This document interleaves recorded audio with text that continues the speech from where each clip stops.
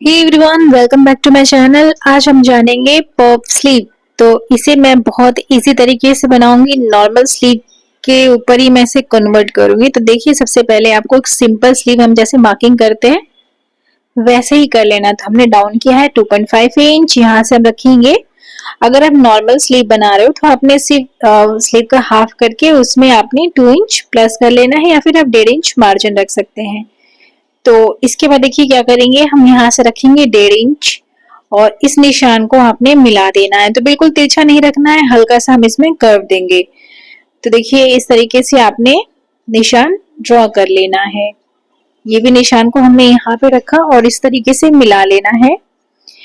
तो यहाँ पे हमने मार्किंग कर ली है। इसके बाद अब हम इसमें शेप देंगे। तो ऊपर साइड से हम इस तरीके से इसके आर्म होल के लिए शेप देंगे। ये भी हम बैक आर्म होल के शेप दे रहे हैं। तो इस तरीके से देखिए, जो बाहरी शेप होता है वो हमने इस तरीके से ड्रॉ कर लिया। सिंपल स्लीव जैसे हम बनाते हैं वैसे ही आपको सिंपली मार्क कर लेना है। मार्किंग करने के बाद देखिए, यहाँ से भी 1.5 इंच था, यहाँ पे भी हमने 1.5 इंच रखा, यहाँ पे हमने 3 इंच रखा। तो अगर आप सिंपल स्लीव की मार्किंग करते हैं तो वैसे ही आपने बना लेना है। और जो स्लीव की लेंथ है वो मैं दिखा देती हूँ। तो स्लीव की जो लेंथ रखेंगे वो हम 7 इंच पे रखेंगे और इसमें हमने हाफ इंच का मार्जिन ले लेना है।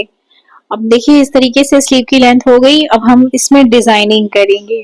तो डिजाइनिंग के लिए जो स्लीव का बॉटम था वहां पे हम कुछ नहीं करना है। इस नीचे साइड पे हम पूरा ही रख देंगे, सिर्फ ऊपर की हमने कटिंग करनी है। ये वाले साइड की जो अंदर का गहराई का निशान था वो भी हमने ड्रॉ कर लिया है। अब हम कटिंग करेंगे। तो जितना भी आउटर मार्क है पहले हमें उसकी कटिंग कर लेनी है। तो इसमें सिर्फ ये ऊपर की ही कटिंग होगी।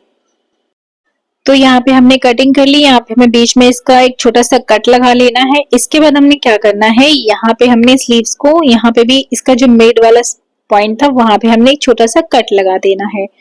यहाँ पे जॉइंट है तो यहाँ से फैब्रिक को मैं अलग कर लूंगी। देखिए कुछ इस तरीके से हमने ये अलग कर लेना है। अब हमने स्लीव्स को ओपन कर लेना है यहाँ पे, क्योंकि हमें अंदर की जो गहराई का निशान हमने लगाया है वो हमने कट कर लेना है।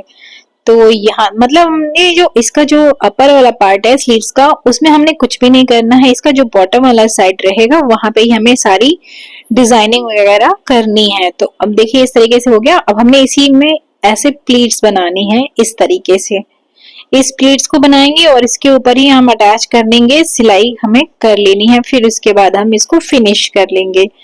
तो आपने इस तरीके से बना लेना है। इसका जो ऊपर वाला साइड रहेगा वहां पे आपने प्लीट्स वगैरह कुछ नहीं लगानी है। इसको हम सिंपल ही रखेंगे। तो देखिए हमने यहाँ पे रखा है और इसको पिन कर लेना है। तो पहले यहाँ से मैं इसे पिन अप कर लेती हूँ। अच्छे से पिन अप कर लीजिए। और ये ऊपर साइड में हमें प्लीट्स वगैरह कुछ भी नहीं रखनी है, सिर्फ नीचे का जो बॉटम है वहां पे ही हमें इसमें पफ क्रिएट करना है। ठीक है, तो आइए हम इसमें सिलाई करते हैं। तो यहाँ पे देखिए हमने रखा है, सिलाई मैंने कर ली थी। अब इसको हमने अपनी जो कुर्ती है उसके साथ में इसे रख के अटैच कर रही हूँ।